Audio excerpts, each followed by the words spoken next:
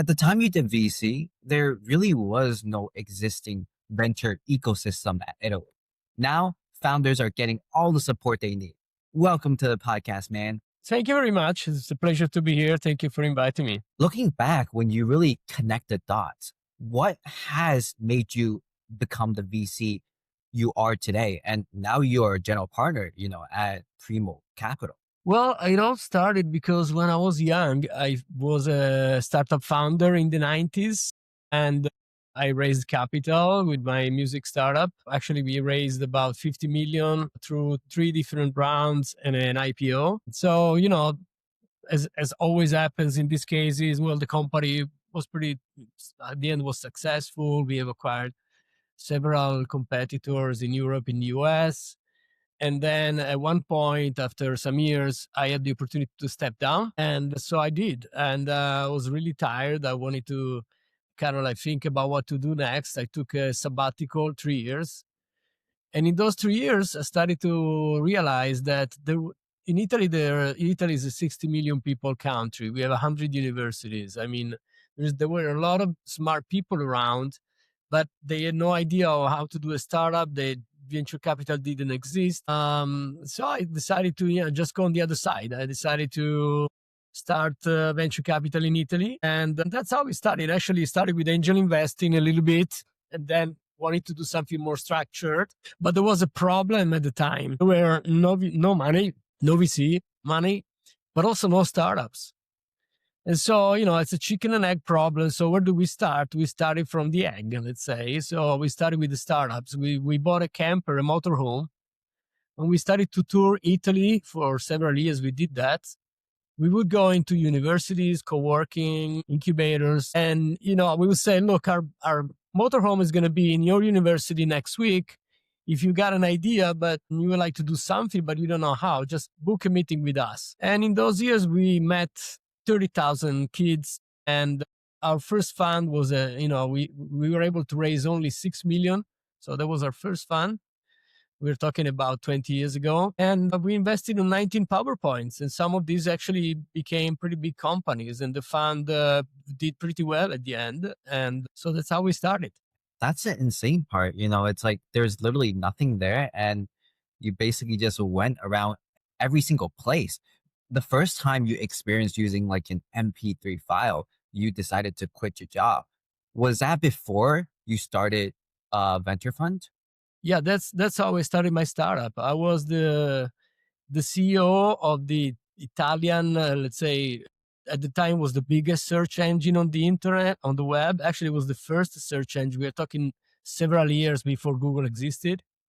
It was named Lycos. It was a spin-off of a Boston startup out of university. They actually invented the crawling technology that is the base for search, for the search. And so I was launching that operation in Italy, and one day this word MP3 popped up in the searches, and I searched what it was, and I said, wow, so I downloaded my first file, and I said, wow, this is going to change music. And when I was a kid, I was a drummer, played many bands. So it kind of like all came together at one point, music, digitalization, distribution, the possibility for any band, any musician to kind of like digitalize their music and distribute it globally was like amazing to me. I said, this is going to completely change the world of music. And of course, there was no iPod, no iPhones, no smartphones. I mean, we're talking about, you would download an MP3 file on a 33 kbit per second connection. So it was really a lousy experience, but it was picking up among kids. And then at one point, Napster came about, and every kid in university was using Napster, and MP3 and digital music became mainstream, and we were able to leverage that and became the biggest platform for independent musicians and labels across the world. We had 10,000 labels on the platform, and they could put their music and then either distribute it for free or for pay, stream it, and then put it on mobiles. And that's actually when the revenues picked up. After a few years, smartphones came about and people could download music on their smartphone and listen to it. And so we became the biggest provider of digital music for mobile operators globally. Wow. It sounds like you really were in this frontier of digitization. What would you say, like before you started DPixel, right?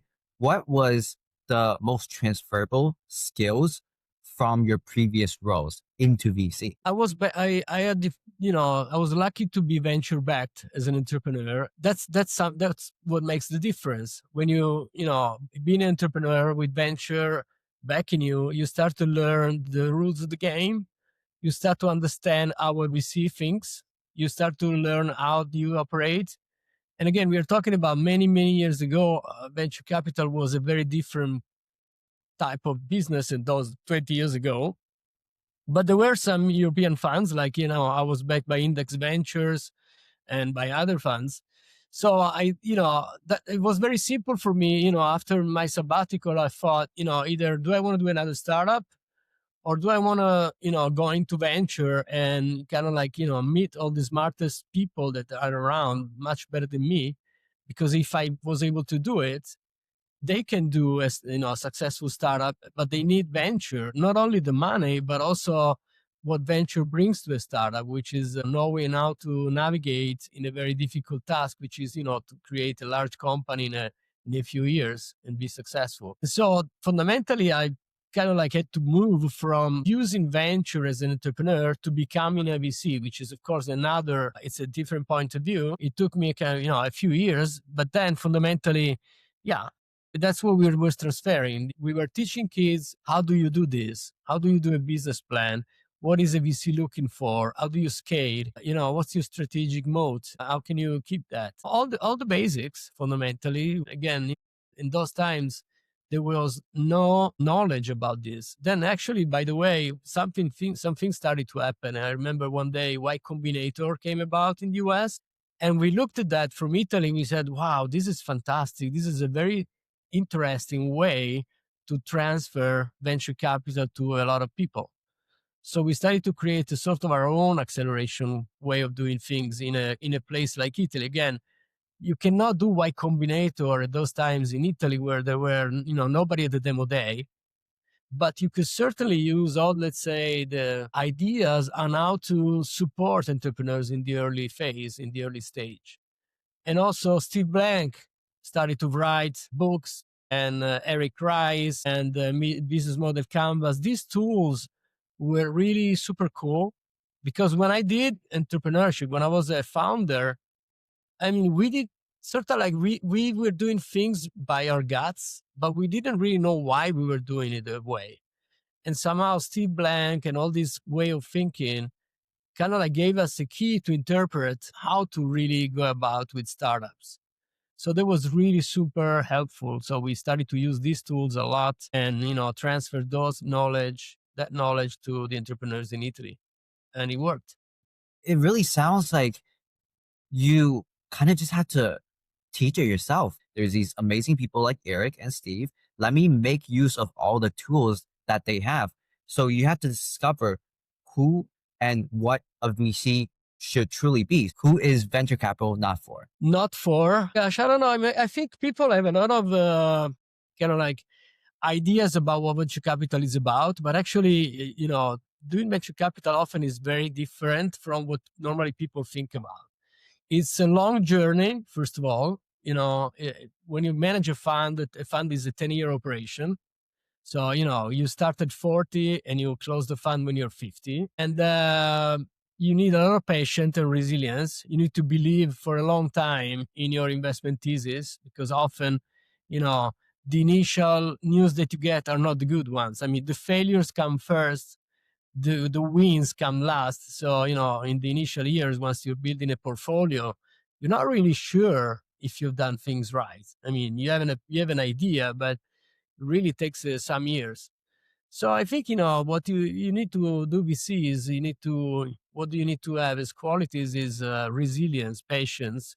You have to have your own beliefs, be able to stand for them, but also be able to challenge them, because every decision you're going to take is going to be in uncertain conditions. I mean, you never know if what you do is right. And, if you work the math of a fund, I mean, it's not easy to make a 2x, 2.5x, 3x, whatever return on a global fund. I mean, it's, of course, it's different when you look at a single startup level. I mean, our best exit was 2x. That, so you can do something like that, but returning an all fund, you have to consider there are 10 years of, time, and you have to pay for that. There are fees that you cannot invest. That's a cost. But then also there are failures in the portfolio. That's natural. And so, you need to hit some really big things in order to make the math work in venture capital. And that's the lens that we use when you select an investment. I mean, there must be a big potential behind what we do. Otherwise, it's never going to work. Yeah, and the tough part is that, people see your failures before they see the really good ones, right? And to actually see the really good ones, the really big exits, you have to wait like 10 years. Maybe now it's like what the liquidity has closed, so maybe companies are staying private forever. So it's really, really difficult in that sense where it's like you really do have to have the traits that Gianluca talked about. So as a VC, you're looking at deals every single day. What are the top three things that you look for in a startup when you're considering whether or not to invest? Well, I mean, first of all, of course, you have your checklist of things, So you do your checklist, okay? What's the problem? How is the solution? Is it brilliant enough? Is it powerful? Does it really address the problem? I mean, we do early stage, seed, early stage investment. So there is really little evidence of this stuff. So you have to have conviction. You have to build your own investment thesis. Of course, you look at the market, you look at the competition. I mean, you do all these kind of things. But the real thing at the end of the day, when you make the investment, is you look at the people in front of you and you look at the team, and that's fundamentally the thing. I mean, this is a people business. I mean, I've seen plenty of great ideas don't go, not going anywhere because the team was not able to execute properly. While I've seen companies that were based on a so and so idea, but becoming really big because of a killer team. So at the end of the day, really what matters is the team. And again, when you're early stage, the team is really the founders. So that's what we really look at. And we ask ourselves, I mean, what their motivation is. Where do they want to go? Are they going for the big thing or not? Can they navigate uncertainty? Do they have all the key elements in their team in order to address the at least initial phase of the startup? The technology. Is there somebody that has really the capability to build a solid technology, a great product? Is there somebody that can sell, can be a CEO, can convince investors, can build a team, can manage it? So we look for that kind of stuff. And again, when you operate in a very developed market like Silicon Valley, I mean, that's much easier because you have third time entrepreneurs, second time, fourth time entrepreneurs. You can see what they've done before. But when you look at first time teams, which is very often now less and less as the market in Italy is developing, but initially was only first time teams. I mean, it's tough because you don't have any evidence. We do a lot of reference calls. We try to get to know them well before making an investment and try to understand their, deeper inner motivation in doing it. And it's very interesting because there's always one. I mean, if you look at my story, I did my digital music company because simply I was just putting together my dreams of, something that could have been disrupted in the future, internet. I loved in both of them. And, I saw clearly that digitalization of music was going to completely disrupt the industry and change not only, the market, but also the way music is done, is distributed, is developed, is shared, and everything else. So we try to search for this kind of signals. And that's at the end of the day, we look at ourselves and we ask ourselves, is this guy going to be able to make it or not? And if the answer is yes, we make the investment. And as an example or two, could you talk about like one or two stories of your most successful investments? How did you find the founders and how did you know that they were the one? My most successful investment was a company called Ubenda. And I met the founder. He was 17. And immediately you talk to this guy, you realize he's got something. He's different. He's not the average guy. super smart, super intelligent. And he started coding when he was 12. So, he had a lot of experience in writing code. He paid his own university by building a couple of websites that he sold. So you saw the entrepreneurial spirit. And he came to me with a kind of like weird idea that I initially was not understandable about privacy online. And again, we are talking about 15 years ago. There was something in the 90s called e-trust that tried to do something like that in the US, but really didn't work. So there is some biases on the sector. So fundamentally, it was kind of like confusing, very confusing. He didn't have a clear idea. So we started to talk and discuss and meet for like 6 months, working out, the idea, the strategic value of it, how to go about it. And then one day he came to me and said, I got it. I want to build a privacy API. So an API that everybody that has a website can simply, copy into their website and be compliant in 200 nations with their local privacy laws, cookie laws, these kind of things now are pretty normal. And I thought, okay, that sounds pretty cool. It was sort of like now what we call legal tech, but again, 15 years ago, we didn't have even the idea of that. And fundamentally, yeah, we started, and it was incredibly successful. It became a leader in its category. And then we exited and we did 200x on investment. The guy is still, working there in the earnout. Now he's a part of a bigger group. Of course, 15 years have passed.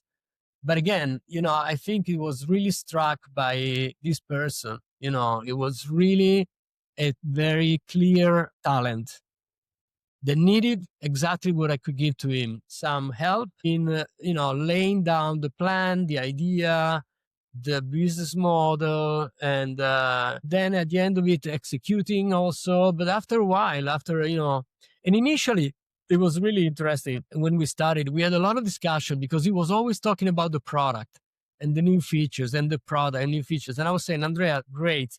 But what about the company? What about hiring? What about, building the team? What about going international? These kind of things were not even clicking to him. He was always talking about he wanted to build the best product in the web on that sector, which actually he did.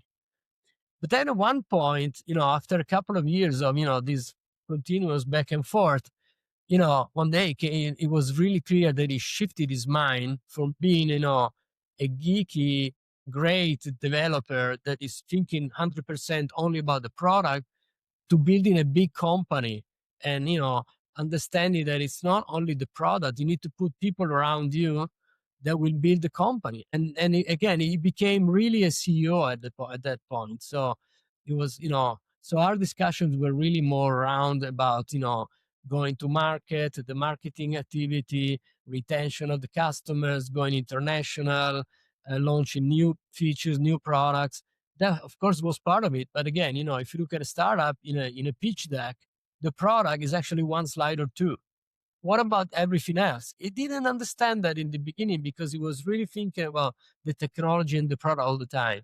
But it was wonderful, beautiful to see how the transition from becoming a developer to becoming an entrepreneur and a CEO, full fledged. And it's been incredibly successful, and it will be successful because he's super young.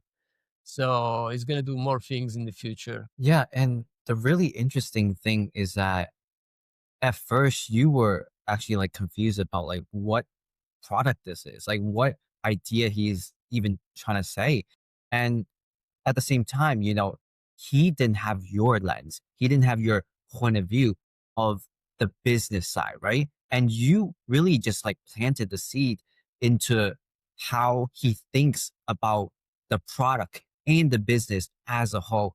But as like an aspiring VC, right? From VCs that I've heard about, they always say like, hey, try not to invest in something that you don't understand. And at that time, you were kind of confused about like what that product was, right? So how did you actually get up to speed? And why did you decide to like just like stay there and invest that time into that founder? Was it because like your investor eyes is like that good? When I met Andrea, I thought, this guy has got a clear talent. So if I can support him right, he can do a great company. That's exactly the idea that we had. There's a lot of talented people around in Italy. All they need is somebody, to, be next to them and support them in what they do, mentor them, provide them the money, help them scale, this kind of stuff. And so again, after 6 months of, we were meeting every couple of weeks in my office. He was coming back, saying, listen to this. And we were talking about it. And then, in his mind, it all became clear. And one day he pitched to me, and the pitch was just perfect. It was perfect. And I said, okay, Andrea, that's it. We are going to invest. Simple. And there you go. So for aspiring VCs, right? Gianluca basically just answered your question. You don't have to be way, way, way too technical to actually talk to these founders and actually help them. And, Gianluca, like right now, you also have created the first Italian independent investment platform with like a bunch of different funds investing in different things. Like, what exactly does that mean? Our first fund was 6 million. Then after that, there was like something that happened in Europe, which was very important, which was a regulation called AFMD. Venture capital in Europe is a regulated business, so you're a financial entity vigilated by central banks, and you have to have compliance and these sort of things. But it was important that happened in Europe because suddenly institutional investors could look at venture capital as an asset class, while before was simply not investable for them. They needed to have regulated, a pension fund in Italy or in Europe needed to have a regulated firm, a regulated fund in order to even think to put money into it. And so we created the firm and we raised our very second fund. It was 43 million seed fund again. And then after that, we started to think, okay, how do we scale venture? Because scaling venture is very difficult. And I've seen normally two types of firms. Again, now venture is very different, especially in the US. It's completely changed for, 15 years ago. But typically venture capital, it doesn't really scale because the only way to scale, you need to have bigger funds. But, having bigger funds means going into a different business. One thing is to manage 100 million early stage fund that invests early stage in AI, whatever. One other thing is to invest in a $2 billion fund. It's a completely different business. You need a different setup. You need a network to do that. You need to access certain deals. You need to have a certain scale. So instead of trying to build bigger and bigger funds, something that we didn't want to do, we love early stage. We like to play in the beginning. So we said, okay, let's diversify the firm into sectors. And so we launched our second sector, let's say, which is space. We were the first in Europe to launch a dedicated space fund, an 86 million euro fund 6 years ago. And then after that, this became sort of like our template. So we launched the climate fund 3 years ago. We launched an healthcare fund 2 years ago. Now we are about to possibly launch another couple of initiatives, one in biotech and one in Africa. So fundamentally, we've grown by fundamentally managing family of different funds with their own GPs, with their own investors, investing in various sectors, from deep tech to digital in Italy, in Europe, and now in Africa. And that's how we scaled to 500 million instead of trying to be bigger fund, trying to repeat over and over a strategy and adding more strategy next to it. More strategies, more funds. Yeah. And that basically means that if you see a talent that you're like, okay, this talent is going to succeed no matter what, whatever company does or she does, you can literally just invest in them because you basically cover almost every single sector. I know you keep mentioning, like venture capital is not the same as now and a couple years back or 10 years back, a few decades back. Like, what do you mean by that? What has been changed? Well, there are many things have changed. First of all, venture capital was it exists since the 60s, since the 70s. Actually, I have to tell you maybe another story.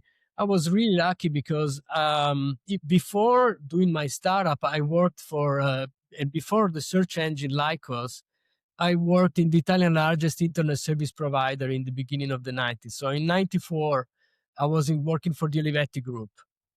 And then fundamentally, the CEO of Olivetti was one of the inventors of venture capital. Olivetti, fundamentally, there is a story. In the 70s, Olivetti was a big technology company. It was like IBM, Olivetti, Apple was small, Microsoft was really a startup. There were fundamentally two large, computer companies in the world, which were, one was Italian, Olivetti, and the other one was IBM.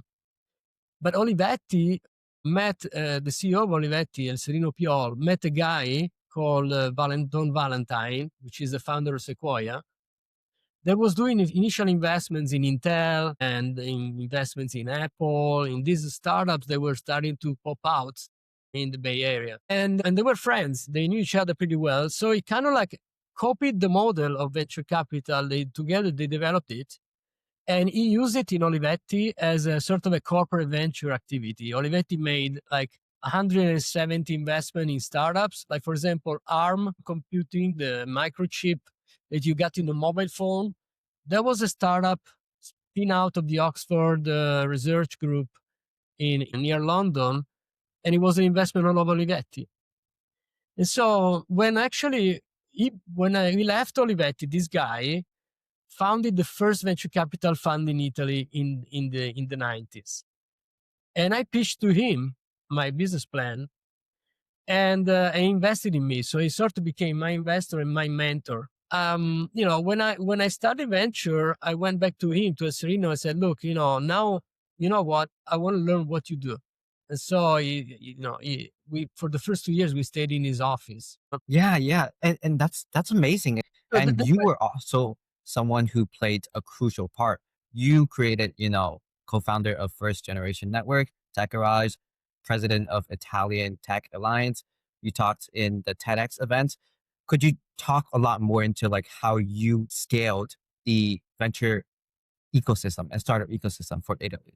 I saw venture capital since the very, very beginning when I was young, right? And I saw these US companies becoming successful. And again, at one point, I realized that there is no reason why an Italian couldn't start, a tech company. At the end of the day, I had done it with my co-founders. So, we scaled simply with a very simple idea. The DNA of entrepreneurs and innovators is, just everywhere. And I think this is something, that we were talking about before. What has changed compared to those years? In those years, venture capital was really only in Silicon Valley. And maybe there was some activity in Boston, but even New York wasn't a thing. It was fundamentally like a sort of like a small bunch of people building this know-how about startups and how to invest in startups. But then at one point through the years, this started to kind of like become ubiquitous, going everywhere. So you started to see venture capital in New York, you started to see venture capital in Los Angeles, in Denver, and even in Europe. And so one thing that changed is sort of like the VC technology became something that now is global. If you look at VC investments globally, half of them, they happen in the United States. The other half are not in the United States, are somewhere else, in Europe, in Asia, in China, now in Africa. So one thing that has changed is, and through the internet, through things like accelerators like Y Combinator, Techstars, this information, this kind of like way of doing things kind of like spread everywhere. So I think, one of the things that has changed from those years to now in venture capital is become ubiquitous. It's become something that is happening everywhere. There is a university and there is young people, they have an option to do their own company. And that's definitely one of the things. And this is why we started as well. We said, okay, this is something that we can do here. Let's try to do it. And then after us, several others started to do it as well. And now Italy, they are still pretty small. We're talking about a couple of billion invested in startups per year in Italy, but it's very promising because it's a market underserved. And there is a lot of stuff happening. For example, in deep tech in Italy, there is really amazing technology that comes out of our research centers in universities that, 10 years ago was untouched.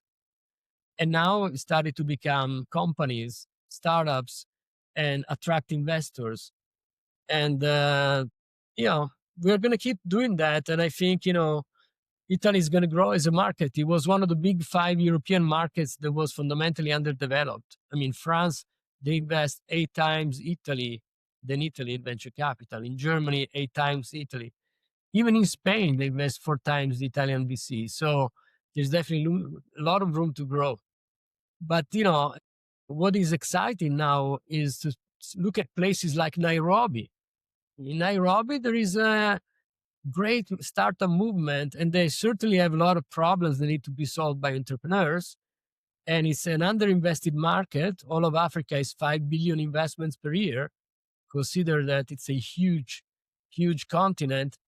It's a very young continent. I mean, they're all kids. If you look at Uganda, 60 million people, average age under 17. They want to do, you know, they want to do their own companies. They want to solve problems in their country. All they need is some, like we did with Andrea, some money and some support, and they can be successful. A place like Nairobi, and if someone wants to bring that VC ecosystem and that startup ecosystem, what should they do to make it the most efficient possible? Should they start an accelerator? Should they do kind of what you do, like travel every single place and be like, hey, we can help? How should they even start to build that ecosystem? Well, in Africa, we actually started 10 years ago with an acceleration program. So we sort of like adapted what we were doing in Italy. That again was like Africa when we started. There was nothing. And 10 years ago, when we started in East Africa, we started in Kenya, Uganda, Rwanda, Tanzania, in that area of the eastern part of Africa. Again, it was very similar to Italy. So we said, oh, this is great. It looks like Italy, 10 years ago. So we started with the acceleration program. We, together with one of our employees, he created a non-profit organization that would run every year this program called Startup Africa Road Trip. Every year we would see like 500, 600 business plans coming from Africa, select 20 teams, and then 40 Italian mentors would go to Africa for like a 2-week program to help them. And then demo day, and then the 3 best teams were, we would bring them to Italy, introduce them to customers and potential investors. So for 10 years, we started to do that. And we got to the point a couple of years ago where we said, wait a minute, this is great. I mean, some of these companies were really cool, and, the entrepreneurs were great. So we said, well, this is time for us to do a fund. So actually, we're not going to do a fund out of the blue. We have a huge database of entrepreneurs. We've been there every summer for the last 10 years. We know every incubator, university. We know the other funds, the other angels. We know the ecosystem. And we feel we can bring our experience there very simply. And we saw the great opportunity. I mean, some of these companies are scaling very fast. I mean, there is sometimes we think about, things that for us are granted. They are not necessarily in Africa. I mean, for example, financial services. People don't have a bank account. So doing a fintech in Africa is great because on a mobile phone, you can fundamentally build a bank out of nothing. And so, or you can provide financial services to merchants. I've invested personally in a fintech company in Morocco. I mean, they're scaling like hell. They're scaling so fast because they provide something that they simply didn't have before. And again, with the current technology that we have, these countries, they fundamentally leapfrog the infrastructure because, you can put a bank account on a mobile phone. It was unthinkable 15 years ago, and now you can do these kind of things. So it's super, super interesting when you go in these underserved markets because the opportunities, the metrics are huge. The needs are so big that when you provide a smart solution, you can really build very big companies fast. And sometimes, all it takes is someone like yourself who's willing to actually help a bit because you built an ecosystem in Italy and you basically just paid it forward and did it in Nairobi, Africa as well. And, when I'm thinking about that, it seems like you're doing so much amazing things, every single day. What does your typical day look like? Like choose a day from your calendar and then give me the 9 a.m., 10 a.m., and then go down. Yeah, it's less fun than you can imagine. I mean, I used to love going on the motorhome, talking to entrepreneurs, but now we are 30 people. We manage half a billion from institutional investors. So my day is 10% of the time, I look at startups. And but of course we have a team doing that, doing the scouting. And so I'm also a GP of our fund, in the digital and software area. So I take investment decision with my partners. So I would say 10% is dedicated to scouting and stuff like that, and selecting investments. And I would say that there is a good 30% of the time, maybe even more, is looking for investors in our funds. As like startups, fundraise, VCs, they fundraise all the time. And it's a very difficult thing to raise funds and talk to LPs, convince LPs.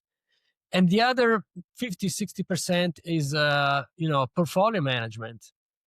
I have my own companies. I'm sitting in the board, so I work with them in this 10-year journey to build the next round, to develop the product, to scale and to exit.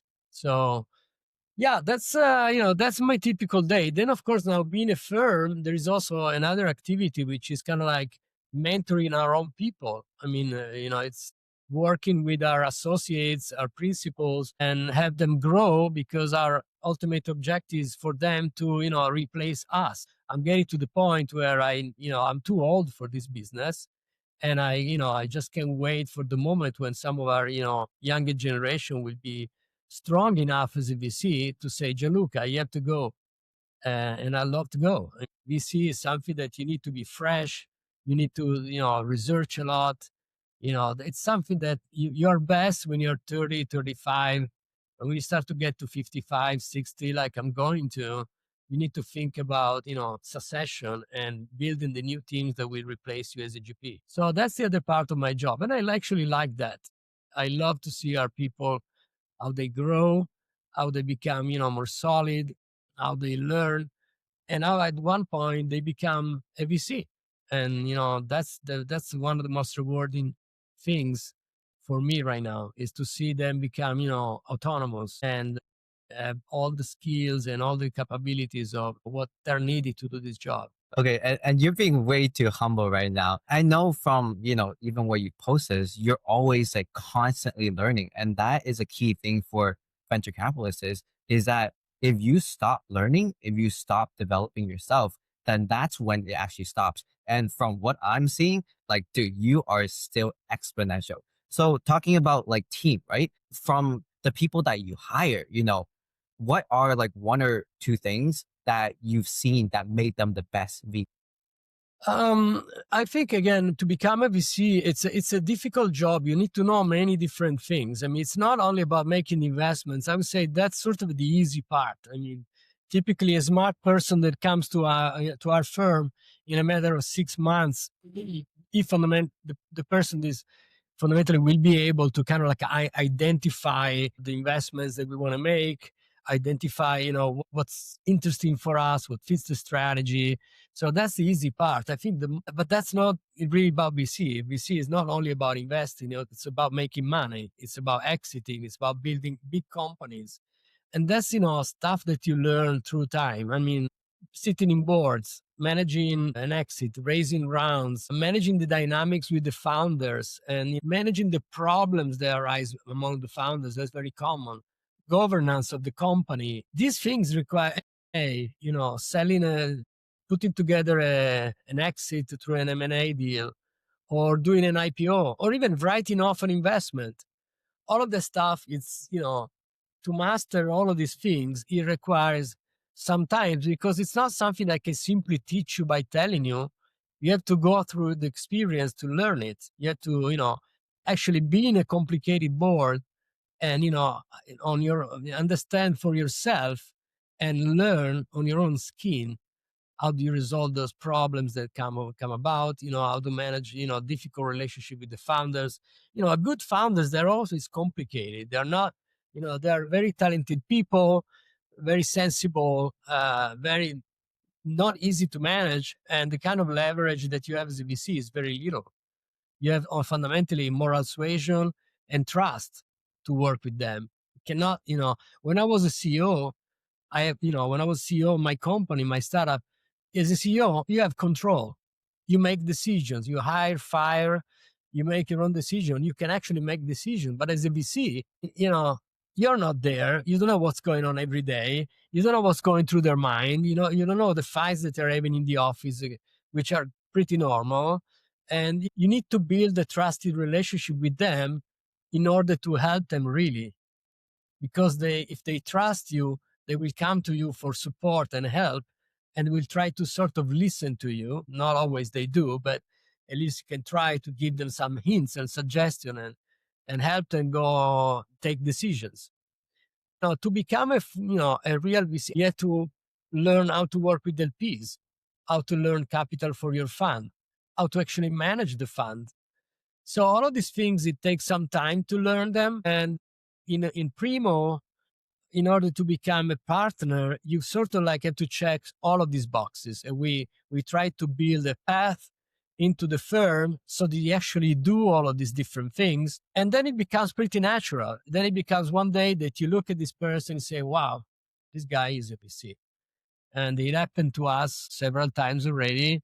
In our team, for example, Niccolò Sanarico, he was an associate when we started with us. Now he's the GP of our fund. And I have to tell you, Niccolò is the best. He's much better than me and my two partners. I mean, he picked up from all of us, all our different points of views. I'm a people guy. I look at people, I look at the team. I want to know these people, what they got in their mind, what's their ambition.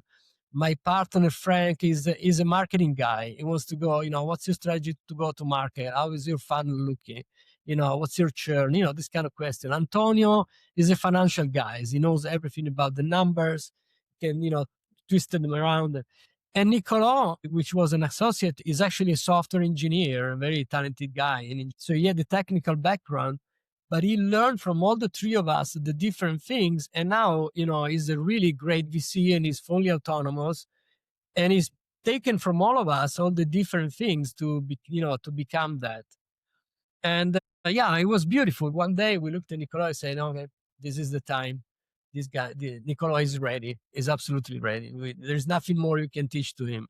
Actually, maybe we can learn from him. Yeah, and that's the beautiful thing about, being a people's person is that if you have the eye for people, then everything else just kind of falls into place. Talk about, like you mentioned, you try to get that associate all the way to GP path, right? What does an associate do? What does a principal do? What does partners do in your fund? What's the differences? Like in normal VC, associates, they are kind of like initially they are beginning their career. So they typically start from scouting, so from due diligence, from deal making.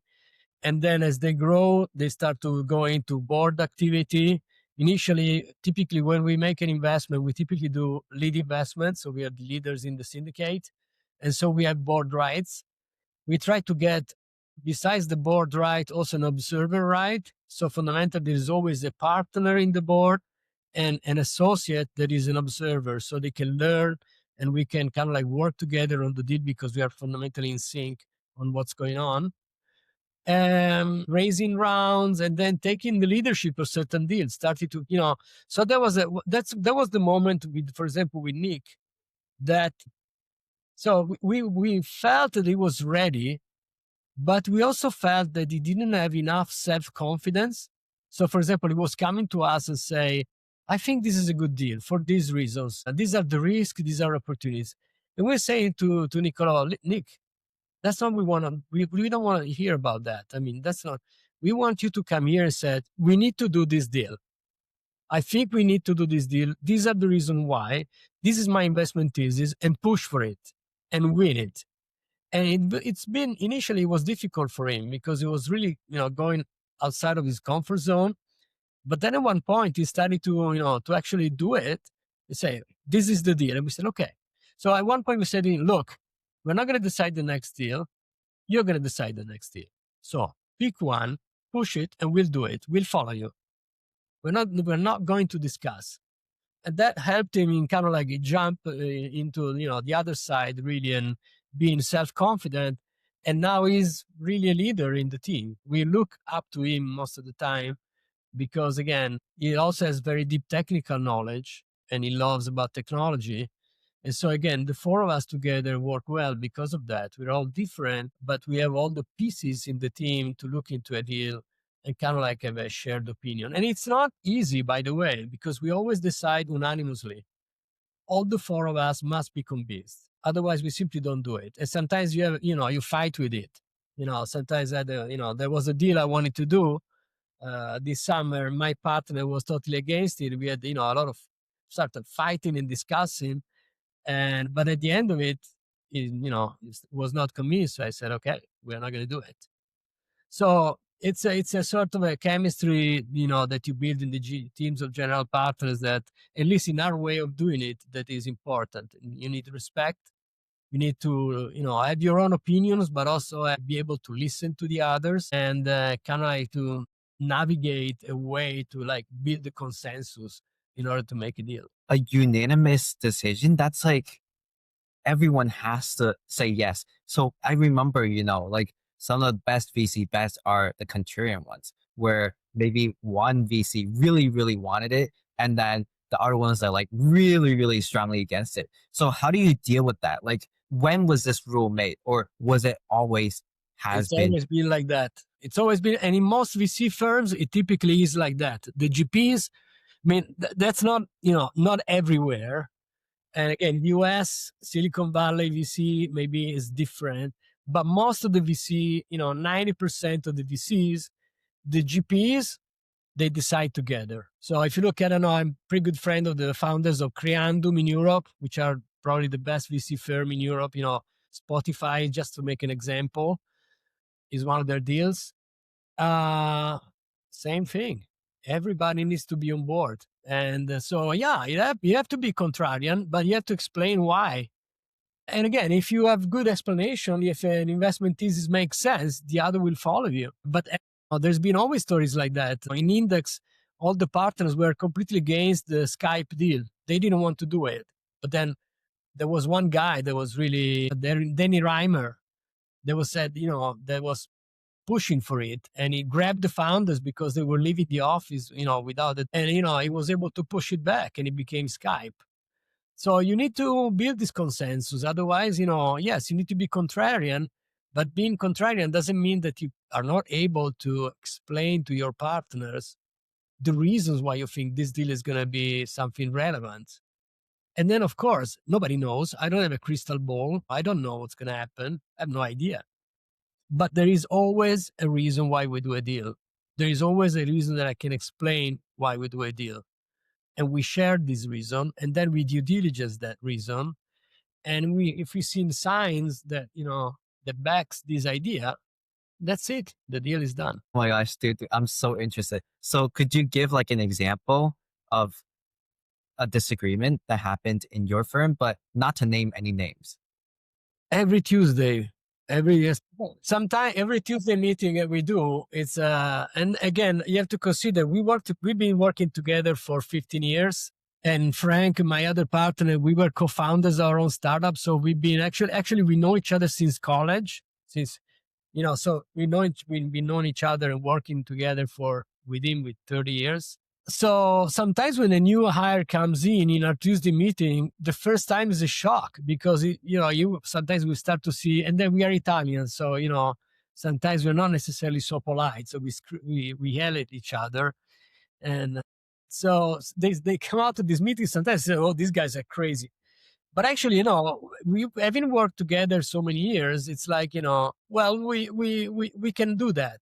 We can disagree even if in a very hard, hot way without losing the respect for each other. But again, I think more than, fighting, it's about conviction. It's about I need to make sure that if there is always a sponsor of a deal. Okay. So when we start doing a deal, there's one of us that sounds like is the sponsor of it internally, that, okay, now there is one that I'm working on and I'm the sponsor of this company. I know already my partner is so and so about it. Is not really into it. So I'm working to build the equity story and the reasons why we should do the deal, but also the reason that are what are the risks, what are the the blind spots that maybe I'm not looking at, in order to have a strong point in discussing with my partner that I know we will disagree on this. I really already told me, said, look, it's nice, but it's not wonderful. And that's difficult. But again, that's the way we work. And most of the VCs that I know, they work like that. I think that I think that's one of the most difficult things that you need to learn as a VC, because sort of like, on one hand, you need to have a strong conviction, need to believe into something that nobody else actually really sees. But also you have to be at the same time able to kind of to be humble and listen to other critiques. Because, if they are telling you something, but you have your own idea, that's it. I got my own idea, that's it, that's it. And you're closing to that bubble. But that there is actually Antonio telling me, look, this point is a bit weak. And then Frank is saying, hey, look, this point doesn't really work. And then Nicola tells me, look, probably this thing is not really working. Then you start to listen to this, and you have to challenge your own ideas and say, wait a minute, is there something I'm not seeing? Because everybody else is seeing something that I'm not seeing. And again, this process, maybe it's not the easiest one, but this is how you actually, at least how we operate. We need to be all the forum. We don't want to be in a position, 10 years down the line when, hey, I told you, I told you, I told you. So we need to take decision anonymously, and like every VC, there is a process to do it, but there is also like a way that you have to kind of like act, and you need to have, you need to have a lot of self-awareness. Yeah, there is a lot of psychology in what we do with the founders, but also within ourselves, about also our beliefs and our ability to listen. So it's not, and again, these are soft, very soft kind of things. These are the sort of things that I cannot simply teach you. You have to go through it. You have to go through our Tuesday meetings. You have to go through our discussions and start to kind of like learn and kind of like put into you. This business should become something that you feel, and you start to kind of like think your own way, but by start to managing this complexity, this uncertainty that fundamentally is, we live, our job is about uncertainty, about taking decision with very little information and very weak information. Yeah. Oh yeah. And yeah, to be really just the devil's advocate, right? You take all these complexities, you take all these uncertainties, and you talk it over with your partners. So just talk a little bit about like the founding of Primo Capital. Like, did you guys just like go to a bar and be like, okay, let's start a VC fund? Was it just like that, or was it like a build up? It was sort of like that. Actually, it was initially I did a 3-year sabbatical, so I sold my shares. We were a listed company, stepped down, and I took 3-year vacation. I was surfing Costa Rica, coming back and forth from Milano, maybe going to San Francisco to meet friends. And I really didn't know what to do, but I did started to do some angel investments. Former employee of my company was doing something, so I put some money into it. I started a ticketing company with another couple of people. And so I started to make a few investments. And then I started to think, okay, wait a minute. I needed to decide at one point, what am I going to do? I cannot be in a sabbatical for the rest of my life, right? And instead of, trying to do another startup, which is often what you would do typically, again, it was a very simple, by the way, there was something, I became a father. My daughter was born, Margarita. And when she was born, kind of like this thing came into me, this sort of like feeling that uh, there was no venture capital in Italy, and I've been able to be entrepreneur because of venture capital. Otherwise, never have existed as an entrepreneur. I could never have created my own company and raise 50 million and IPO, do M&A without the support of the VC. I had no idea. And so I thought, and I did it in Italy also. I didn't have to go somewhere else to do it. I did it out of Italy, out of Milano. And so my daughter was born, and I said, wait a minute, I hate this idea that there is a generation of young people that will not be able to be entrepreneurs because there is no venture capital. And on the other hand, if there was venture capital, there is much smarter people than me around that could do much better than me as entrepreneurs. All they need is some money and some support. And so fundamentally, this is how I decided to say, I want to build a better Italy for my daughter. And I want to kind of like, and I'm sure that there are going to be super smart people around that I can meet and, and invest into and support, and they will become more successful than me. And so I started to discuss this thing with my co-founder, Frank, and then with Antonio, the other founder, and we started. And I have to tell you, the first years were really tough. We're fun because going around with the motorhome was fantastic. You know, meeting all these kids, working on their ideas was just so enriching of an experience. But we had no fees, we had no money, you know, and we didn't want to go into consulting or trying to figure out other ways to make money. We wanted to do venture. So we had the 6 million euro fund that doesn't have any fees. And so it was really, really hard. And actually, at one point, we were about to quit. We were saying, look, we've been trying for 7 years, 8 years now. Nobody's listening to us. I mean, startups were born, but, you know, raising funds was crazy and it was really super difficult. But then actually, we were about to quit. But then suddenly, the biggest Italian LP, fund of funds, kind of like heard the story that we were about to quit. It called us up, said, "Wait a minute, did I? Somebody told me that you guys want to quit." I said, "Well, yeah, you know, we just tired. That we are out of money. We are discouraged." I said, "No, wait a minute, let's talk about it." Then he became the cornerstone investor of our first fund, the 43 million euro fund, and helped us to create Primo, and that's how we started. But yeah, that's how it all started. It was it was fundamentally and again, through the years, it was beautiful to see that what the idea that we had was right. Entrepreneurs are everywhere.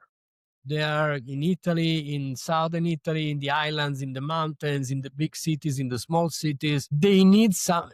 So it's not them. It's not that my daughter is less smart than Mark Zuckerberg. She has the same DNA, the same brain. She's got the internet. So there is no reason why another Zuckerberg can be born out of Kenya or Italy. What you need to do, you need to build around the environment, the conditions so they can thrive, they can emerge, and they can realize their dreams. And that was our idea. And that was our idea. And some, you know, again, at one point, after a while, we were not alone anymore. Incubators, accelerators started to pop up. Other previous founders of startups like us started to do their own VC activity. And then this thing started to snowball and it became what it is today, an ecosystem that works. Yeah, and that's the important thing is that for our children, for the future generation, what matters is that we give them the space, we give them the environment to try and just like fail multiple times, even though, that's how it takes to create that startup ecosystem, to create that next company. But even for like normal people, right? Like if you got Spotify, if you created some type of game changing company, then it helps everyone else as well. And that is one of the most important things. On the other note that you mentioned, did the fund invest in fund one? It was fun too. The first fund was a 6 million euro fund, which fundamentally half of it was our money and some friends. So it was actually, was the second fund for us actually. But Yeah. the first fund into Primo, before we were not called Primo. We had our 6 million euro fund was a small Luxembourg entity, and we had a company in Italy called D-Pixel. That was the one going with the camper and the motorhome. But, as a financial entity, Primo was actually founded in 2016. And because we had found the cornerstone investor of our our second fund, which was the 43 million euro seed fund. So that's how we all started. And that's the story. That's the story. But yeah, I'm curious. You guys also like rebranded, right? Wasn't it like Primo Ventures or We Barcamp? rebranded to Primo Capital, yes, because we started to branch out in private equity again also. So we now have a private equity fund as well in healthcare. I mean, we still do fundamentally tech/Italy. For now, this is what we do. 80% of our money goes into Italian startups. 20% is Europe and some US co-investments. But fundamentally, we invest in Italian originated companies in these sectors that I told you in technology. And now we are starting also a private equity, technology private equity practice. And the first vertical is healthcare. Healthcare in Italy is a very big source for great SMEs in the healthcare sector. We are pretty much as big as Germany in Europe. So it's either the biggest or the second biggest market for healthcare. So there are 20,000 small companies that have some incredible technologies. And so we now have a private equity team that does invest in these companies, profitable companies that need to grow, that have an interest in technology and to need to scale to the market. That's why we rebranded from Primo Ventures to Primo Capital, because now we do venture capital early stage and growth private equity on top of that. Yeah, I'm curious about your thoughts on like the trends of venture capital. Like I think the past year it has been where the big VC funds has also done a lot of private equity as well. Do you see this as a trend where funds are going to do VC and PE at the same time?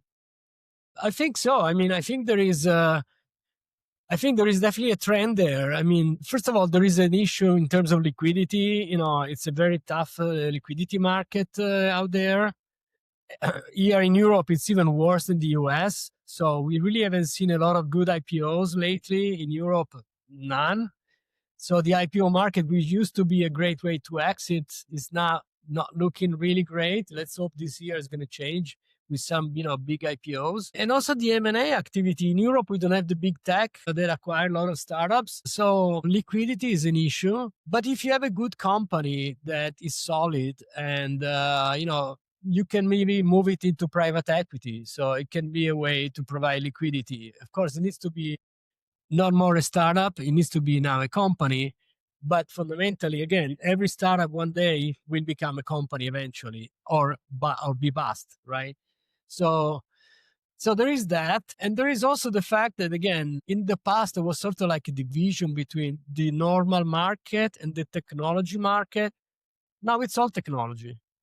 So fundamentally, technology private equity, it's essentially the way to do, a way to do private equity these days, because again, the technology market is become ubiquitous. Every company is a technology company, pretty much, especially the ones that have been born in the last 25 years. Tech private equity would be normal for these kind of companies. It's a pretty established and actually very useful asset class when you want to scale, aggregate, do acquisitions, roll-ups, buy and sell.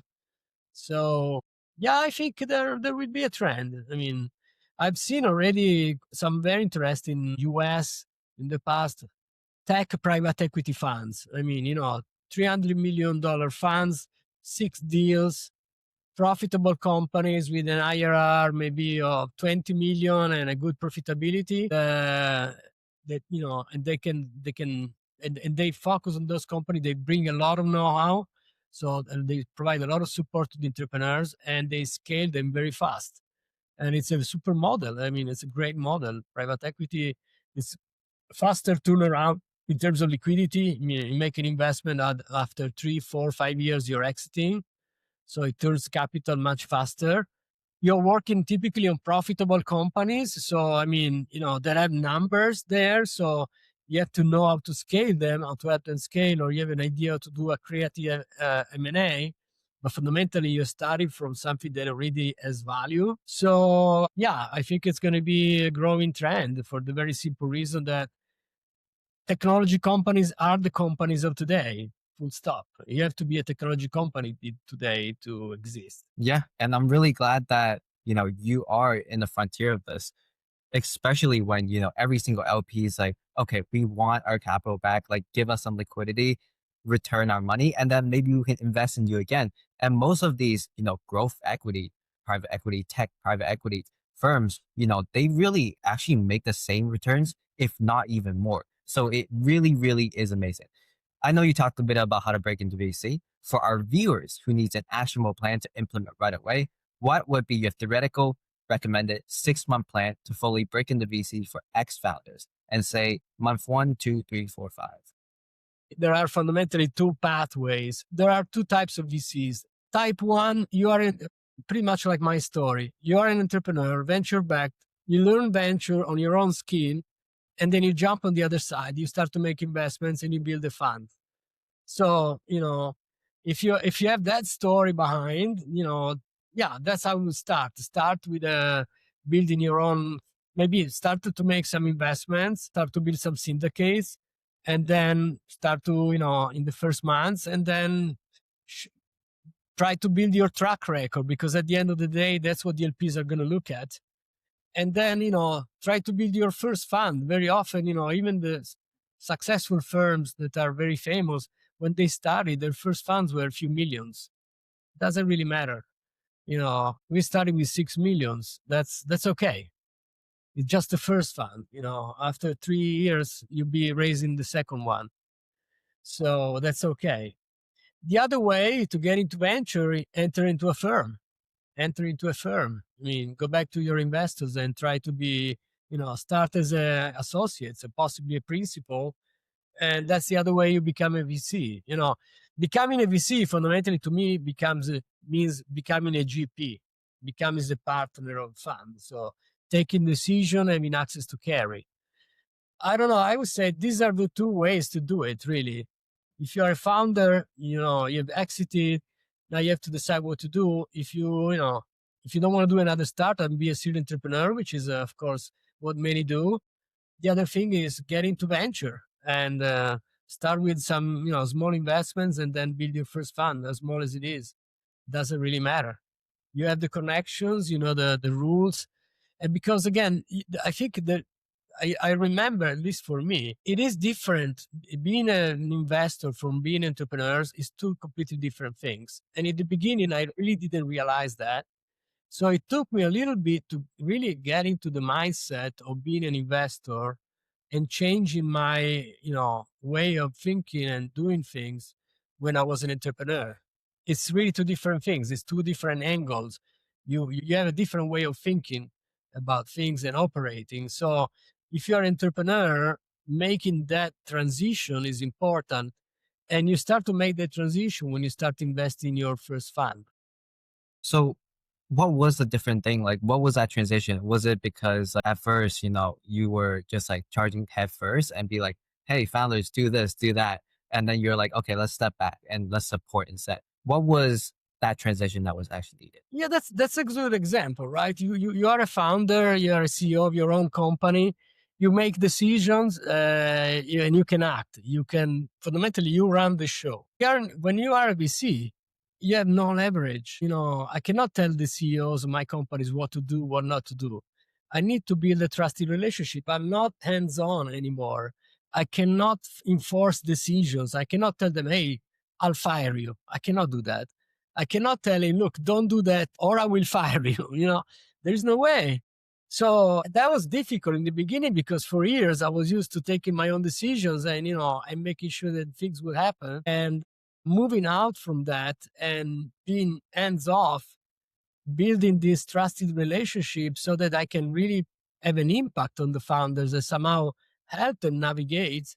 It's exactly that kind of mentality that you need to change. That is hard. It's not easy. And then again, when you think about, and you think as a VC, there is also another bunch of other things that you learn about this job, about failure, and about building a portfolio. It's not, rather than building a company, you're building a portfolio. You're building a set of options. You need to kind of like have an idea also on how to do that, how to balance the different risks, how to manage the fund through the years. There is a lot of things that you need to learn, but the first thing is the mentality. From becoming an entrepreneur to becoming an investor, there is a completely different psychological, let's say, setup that you need to have. And that's Yeah. difficult. And that mentality, you mentioned that you were a people's person. So that also includes in like getting the best people for the job, right? What does in the past, like for your firm, what does the interview stages look like? Is it just like 3 rounds? Is it meeting every single investors? What does that actually look like for aspiring VCs? Yeah, no, it's a bit building relationships and trusted relationships, and that is on all levels. Of course, with the entrepreneurs of the companies you invest in, the portfolio you are building, but also with the team you are working on, with the co-investors. For example, we like to co-invest, but we've learned that we don't want to co-invest with certain type of people, or we prefer to co-invest with some others. And also among co-investors, there needs to be a trusted relationship. I mean, we need to be able to work together, maybe for years as co-investors. We need to build trust and relationships on top of you with the LPs. I mean, it's a really a people business, and it's about like kind of like connecting all the different pieces, and you're at the center of it. But it's really about the relationship that you need to build, and it takes again time, and it's it's something that requires a personal investment in time to build that. You need to spend time with other people and do activities together, and also prove yourself that you are worth the trust on levels. And that's not a given. I mean, it's not because I've invested in your company you're going to trust me. I'm going to have to show you that I can actually do good, that I can really support you, that I will do things for you, that when you're searching for customers, I will do emails. When when we're building the round, I will actually work on it and build a syndicate with you, help you pitch the investors, prepare you, you know, with the LPs, same thing. They need to trust that we manage properly funds, that we are people that can be relied upon. It's on all levels. Yeah, and it sounds like you really just intuitively, Mhm. understand how to build relationships and maintain those relationships. For aspiring VCs, how would they specifically like give some ways to maintain relationships with a venture capitalist? The people that I know, we are pretty open kind of people, accessible people. I spend some of my time advising and mentoring, supporting others. And also, I have my own friends. When I need to talk, sometimes there are moments where really only another VC can kind of like give you the right advice. So I have a couple of friends. One of my best friends in Ireland is the founder of Frontline Ventures. So when I'm really stuck and I don't know what to think, I call him up. I said, "Look, Will, I need half an hour, please. Can we have a talk?" And then I can call him and we talk to each and I explain him the problem. And it's actually very important. Oh yeah, build these relationships. I mean, again, I think try to find the right people that are open and willing to do that. But in general, again, of course, I don't have a huge amount of time. My schedule is pretty squeezed, but I try to find some time, for this kind of things as well. I think it's important. And the essence of it is treat the VC like your friend. Like if you are their friend, what would you do? You would give value first before taking any. And then now for a few rapid fire questions to wrap up, a few words or one sentence. Ready? If you could invest in any startup from the past, which one would it be? Gosh, Spotify. I tried to do Spotify, but it was 7 year earlier. And your favorite place for surfing? My favorite place for surfing is actually Cabarete in Dominican Republic. What is one fun fact about you most people don't know? I was a lousy drummer. Really? Yeah. What was the best song that you could play? No, no, it's like, I'm just kidding. No, no. Yeah. I mean, I was playing bands in my city, playing in bars, in places and stuff like that. But we were just okay. But I knew that I was doing, at least I knew for sure that I didn't want to make that a career. I was just having it for fun with my friends, having a beer together, playing some gigs. That was it. So yeah. Yeah, and that's the fun thing is that, everyone should have a couple of hobbies. Is there any thoughts you wanted to finish or we didn't get to cover on this pod that you would like to talk about? No, thanks. I think we covered really a lot of things, and I just wish to everybody that wants to be a VC to succeed and be successful and enter into this business. It's hard. VC is hard. Let's be clear. It's very hard, but it's rewarding. Especially what's rewarding is when you start from something that just an idea or much little bit more than that, and then it becomes a big company, and you look at that and you sort of feel part of, you know, you've sort of given something to that for that to happen. That's super rewarding.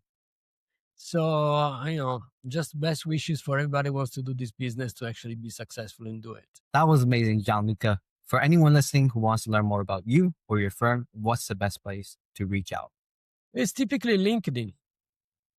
Right, just writing me a note on LinkedIn and just send me an invite won't work, but if you have something specific, write me and I typically try to answer. Yeah, and I'll put his LinkedIn in the description below.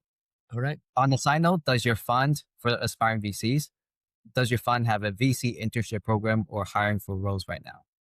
We do have a sort of an internship program. We are filled up all the way through the summer, but we typically have a couple of interns constantly in, and this internship typically lasts from 3 to 6 months. When does the application usually open for the people who want to We get put started? all the applications on the LinkedIn page of Primo. Everything from hiring to internships, it's all there.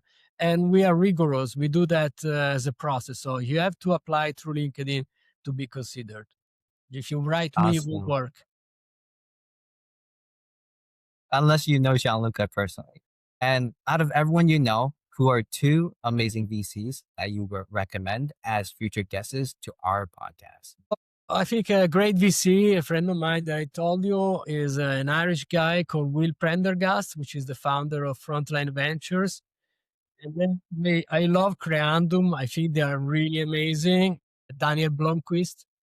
Creandum is an amazing firm. They are hugely successful, and I really like the way they are built the firm, the human side of how they build the firm at Creandum. So I really have a lot of admiration for Creandum, and Daniel Blomqvist, for example, is somebody that is definitely worth listening to. They sound amazing. Thank you again. And thanks to everyone who's listening. Comment a question you want to hear from Gianluca or our next guest. If you enjoyed this episode, make sure to press the subscribe button, like, and share it with someone who's interested in getting into venture. We'll see you next time on Break into VC. Thank you very much.